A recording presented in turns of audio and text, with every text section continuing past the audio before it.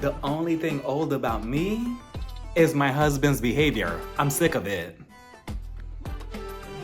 Hey everybody, welcome to my channel. I am Raphael and I am here to review season 2, episode 4 of The Real Housewives arguing with their clingy husband of Dubai. So we start the episode off with Taleen for a third week in a row. Is she the new queen of Dubai? She's not, but it's still impressive. So she's at the beach, she's hosting this workout class with a bunch of women because she says as progressive as Dubai is, allegedly, according to her, it's still a Muslim country. Some women don't feel comfortable working out with other men. Completely understandable. Because the men, they judge them, they look at them like, what are you doing? Why are you working out? Why are you trying to get sexy, right? But, it's so funny because they continue trying to paint out Dubai last season and this season now as this progressive place that, you come here, you live here, everything is fun, everything is all rainbows and butterflies and blah, blah, blah. But I just don't buy it. I just don't see that happening. I think that the only way that Dubai is enjoyable is if you have the money. Otherwise, I don't know. I don't think that you have the same privileges as the housewives of Dubai. But that's just my assumption, right? So after the workout, she sits down with this random woman who I don't think that they gave a name to. So we'll call her stranger number 2. Taleen sits down with stranger number 2 and she starts telling her, my husband, Raphael 2.0, he's been wanting to have a third child, but I just don't know. And come to find out that Raphael just wants a third child for his own ego. He wants to try to have a baby boy because they only have 2 girls right now, so he wants somebody to carry out his last name. No, Raphael. You see, you're giving us Raphaels a very bad name. Like, yeah, we could be a little toxic here and there, but that's a whole different toxic trait on a whole different level. Because what do you mean you want a baby boy to carry out your last name? Like, from what we've seen of you on this show, you barely know how to take care of your 2 daughters now. So what are you going to offer a baby boy? And that came out of your wife's mouth a couple of episodes ago. She says that you're like basically the third child. So... and for your last name, he gives me the same vibe as one of those TikTok videos that goes viral, the gender reveal, where, the girl, she pops the balloon, it turns pink, and then the guy, he throws a tantrum, he wanted a baby boy, he gets mad, he starts cursing everybody out instead of celebrating, and then he walks out. If you want a baby boy that badly, go watch the Taraji and Tyrese movie. Maybe you'll be satisfied then. But until then, Taleen... Come over here. I know you're a new housewife, but come over here. Start getting ready because around season 4, season 5, things are going to get a little rocky if you don't give this man what he wants. So start saving up some money, preferably, some of his money, and put it in a sock, put it underneath the bed or in a closet, and then at least you'll have a savings when the whole marriage falls apart. So then we head back over to Michael's house, and why are we still at his house? I thought last week was the final goodbye. Sergio and Caroline were finally going to live in their own house. Why are we still bothering this man inside his house? And on top of that, I wasn't sure how to feel about this scene between Caroline and Sergio because part of me was a little confused, disappointed, nervous, a little turned on. Because Caroline, she's in her room and she's trying to get on the phone with an electric company called Barari. Even their electric company sounds fancy and rich over there. Barari. Meanwhile, here in the States... it'll be named something like Electric University or something.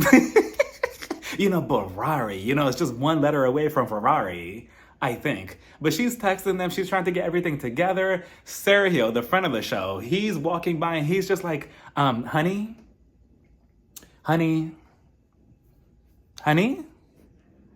Oh, by the way, honey?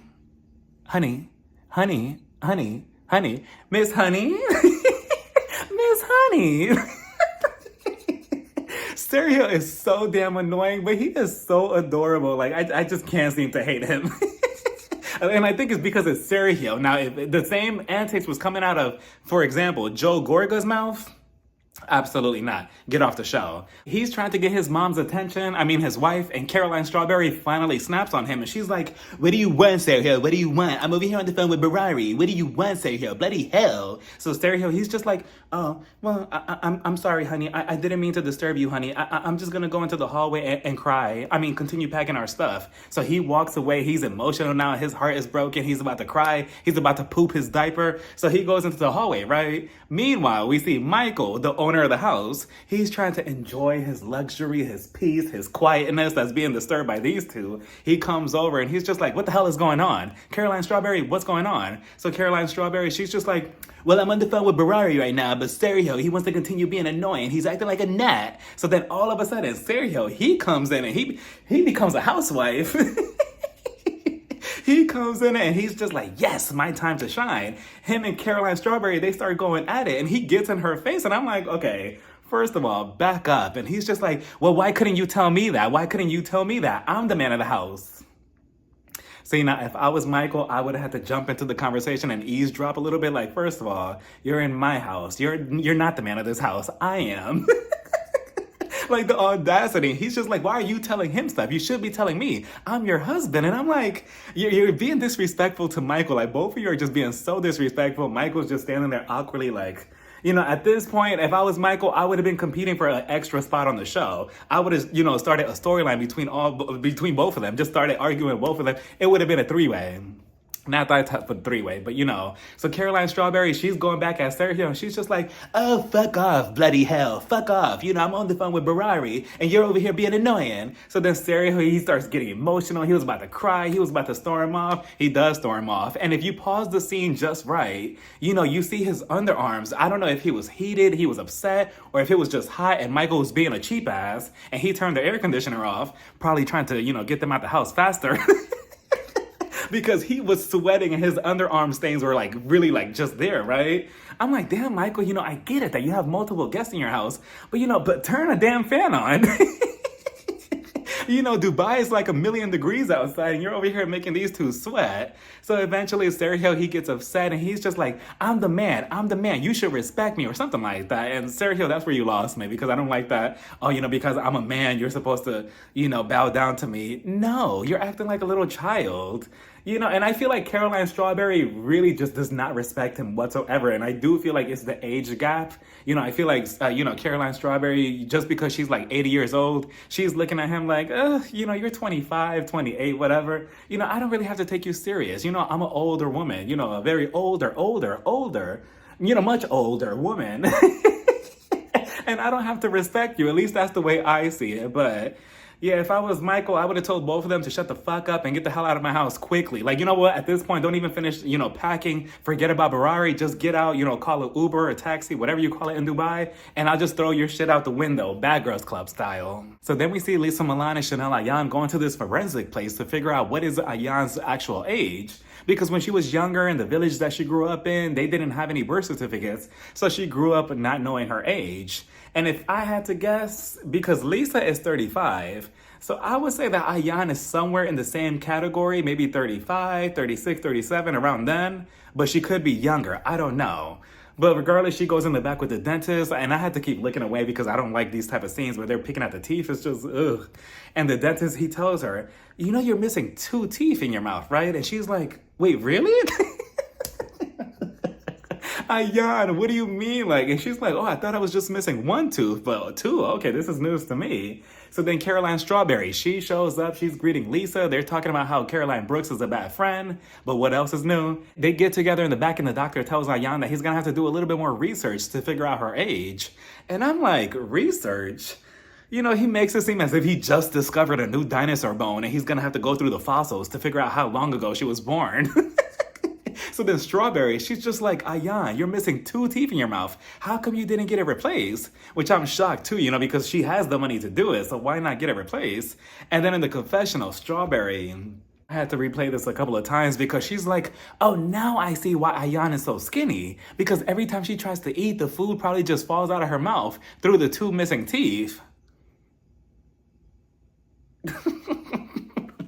That was crazy of her to say. I'm like, Strawberry, okay, fine. But that's that. We'll find out her age eventually. But I feel like she's probably 36, 35, 37. We head over to Caroline Brooks' house and she's there with her son Adam, her assistant Kylie. They're planning out his birthday party. And Adam, he's acting up. Caroline Brooks, she's trying to be affectionate with him. Like, oh, come over here with mommy. Come over here and cuddle. Let's kiss. Let's hug. He's not having it. He's just like, no, no, no. At one point, he picks up a pillow and he was about to throw it at her. But Brooks, she had to shut it down and she was just like, Adam, don't do that. That's disrespectful. You don't do that. And I know that Kylie, the assistant, I know she's just sitting there like,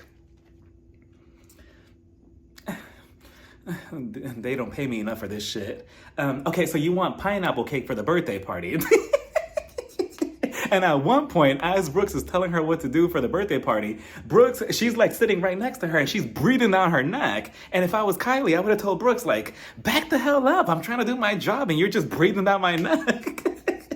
And Brooks, she feels some type of way about Adam's behavior. She doesn't know if it's because he's going into his teens, because he's 10 years old now, which that could be completely understandable, because I'm pretty sure that we all have this whole rebellious stage where we go around the same age. She also says that she feels mom guilt, which I'm assuming is because she's working a lot, especially now that the glass house is open, and maybe Adam is picking up on that, and maybe that's causing his behavior. And it is still crazy to me that she reminds us that her and her ex-husband, Zoran, they had that whole deal that in their divorce, she gets nothing as long as she gets 100% custody over their son, which is understandable, but nothing at all, Caroline Brooks? Like, nothing? Like, if it was me, what did Denzel Washington say in that viral video of his? I'm leaving with something. I'm taking a couple of your rings, a couple of your necklaces, a couple of your shoes, ties, glasses, maybe one car, a couple of coupons to Chili's, Applebee's, Walmart, something, but I'm leaving with something. So eventually she calls her mom because her mom is flying out from Boston because, to celebrate the birthday party. And then she's telling the mom, me and Caroline Strawberry, we fell out and, hopefully when you come here, everything is okay. And, hello, Mom? Mom, are you there? All of a sudden, the Wi-Fi, the connection stopped working, right? But the mom, it was really the mom's fault because the mom, she's probably on the other line like, what is she talking about? Like, she thinks that I'm coming over there to be the peacemaker? No, I'm coming over there to enjoy the luxury, the lifestyle, the beach, the everything, not to fix this petty bullshit problem. So then we see holier than thou Sarah meeting up with the friend of the show, Saba, at this cute little restaurant. They sit down to order something called Shakira or Shakira. They order their Shakira, and Sarah, she gives us a little bit more backstory of their friendship. And she's like, me and Saba, we talk on the phone every single day for hours and hours. That must be a very dreadful and judgmental conversation, but then we get to the good parts because, she tells us that she's talking to this new guy because obviously the thing between her and Daniel, that went down the toilet. But now, she upgraded to this guy called Akeem, and they met because she went on a business trip to Germany and they crossed paths and the rest is history. So he FaceTimes her and, Richard, Sergio, I'm so sorry. Now both of you have competition because now Akeem, he has entered the ring and he is beautiful. And Sarah, she's so flustered. She's like, Akeem is on the phone and blah, blah, blah. And Sarah, please don't mess this up. I can already see the trauma conversation. From a mile away. And I wish that they would have shown us the scene between her and Akeem at the basketball court. I would have loved to see how Sarah is, when she's actually into the guy, but they cut that off. And then here goes Saba. She's like, oh, well, I have to meet him first to, to give him the test if he passes or not.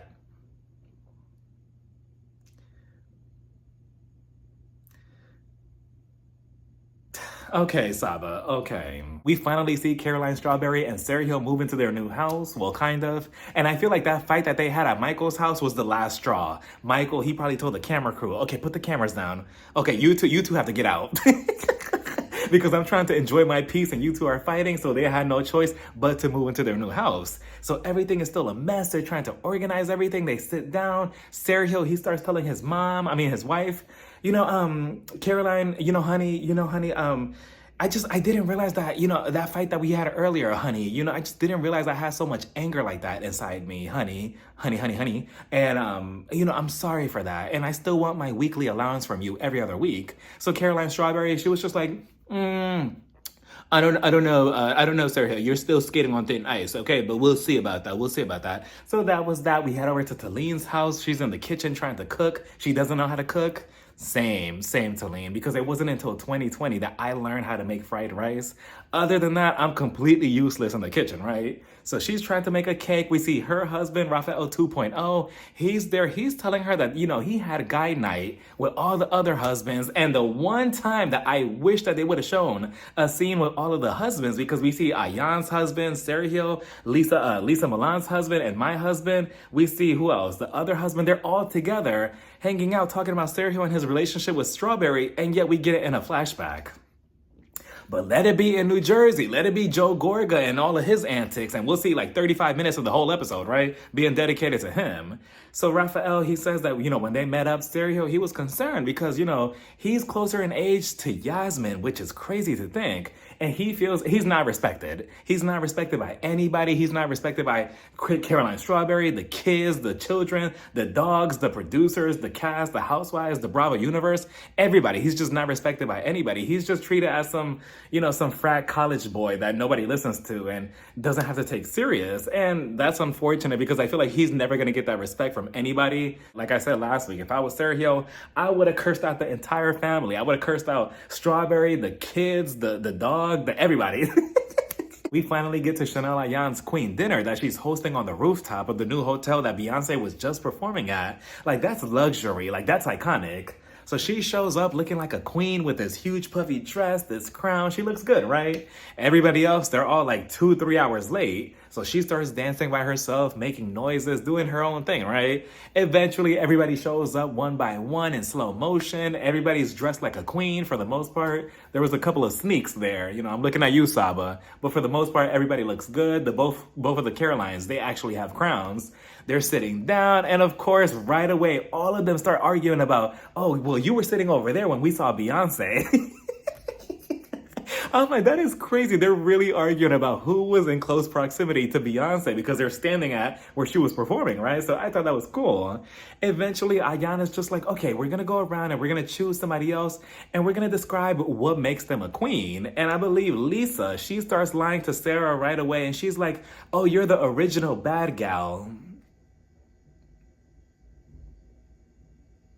Oh, right. And then Sarah, she starts complaining. She's like, I just don't understand. Ayan, why does she dress up like that? She always tries to outdress us. And it's just like, you already know that by now. Chanel Ayan is always going to outdress everybody all the time in every single scene. So if you know that already, try to outdress her yourself. Like, again, her and Saba.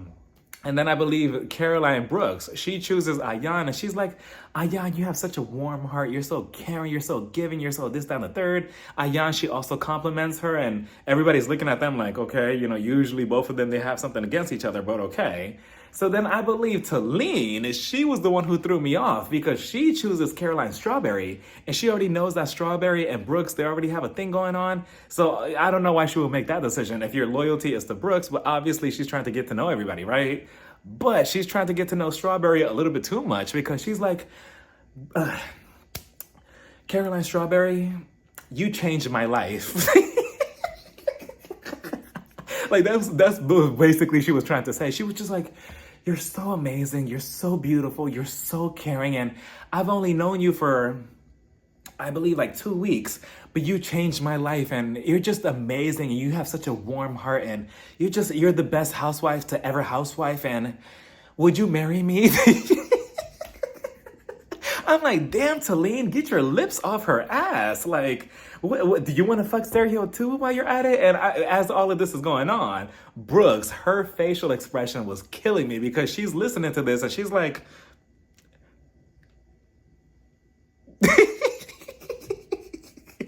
I'm like, Brooks, I'm right there with you because what is going on? Where did this friendship or where did these words, where is that coming from? You don't even know the woman like that. Like, Taleen, she tells Strawberry, can I take you over there privately? And I'm like, okay, what is going on here? And if I was Brooks, I would feel some type of way, right? Again, just because of loyalty. But again, Taleen, she's trying to get to know everybody, so I don't blame her. Taleen, she was on the borderline of, okay, you're being a little bit too nosy, but I don't mind because this is the Housewives. Because she starts talking about Sergio and their relationship. And she's like, Sergio, he told my husband that, he feels some type of way about the relationship between your daughter, Yasmin, and I don't know about that, and he doesn't know how to feel about that. I feel like his feelings are hurt. Strawberry, she was just like, yeah, it is very tricky because they have a brother-father relationship. And I'm like, a what? What kind of relationship? Like, no, Strawberry, he's your husband. There should be no brother and sister relationship between him and Yasmin. Like, that's just strange. It's odd because she met him when he was like 24, 25. I believe she was like 85. And the dynamic right there is just, it's odd. Because she is just in a whole different headspace and Sergio, he's still growing up.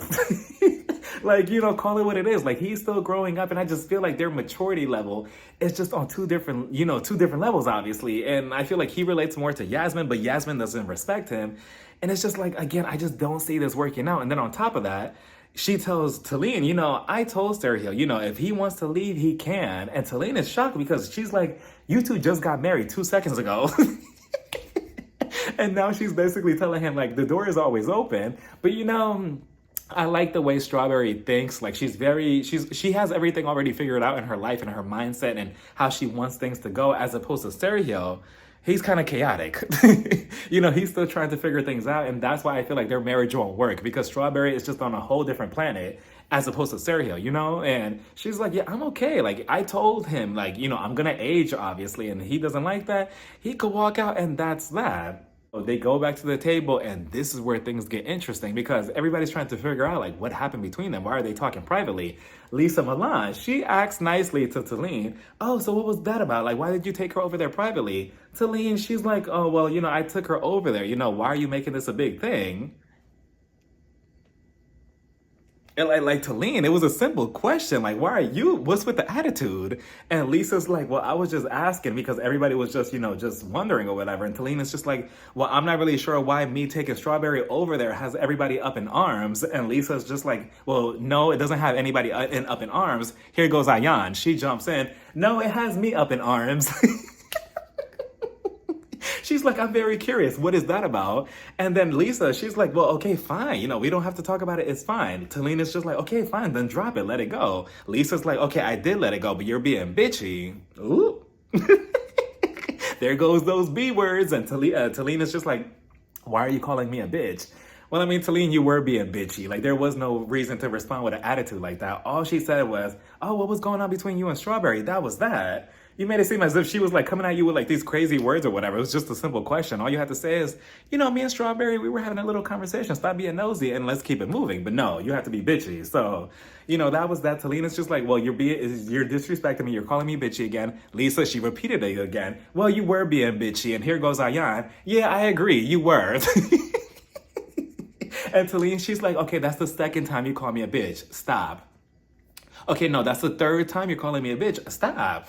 Okay, that's the what? That's the 9th time you already called me a bitch. Stop. She kept, keeping count with it. And I'm like, Taleen, you're not going to say anything? Here I thought Taleen had a little bit more, a little bit more backbone, but you're just letting Lisa just call you, bitch, like a million times, and you're just sitting there and not doing anything. I think she was expecting Brooks to jump in, but Brooks, she's just like, la, la, la, la, la. I wonder how the glass house is doing. And eventually, that was that. And I feel like it's probably because they can't argue in public. So if I was Taleen, I would have told Lisa, come meet me in a broom closet, so we could be private. And then we could argue there, not in public, because they can't do that in Dubai.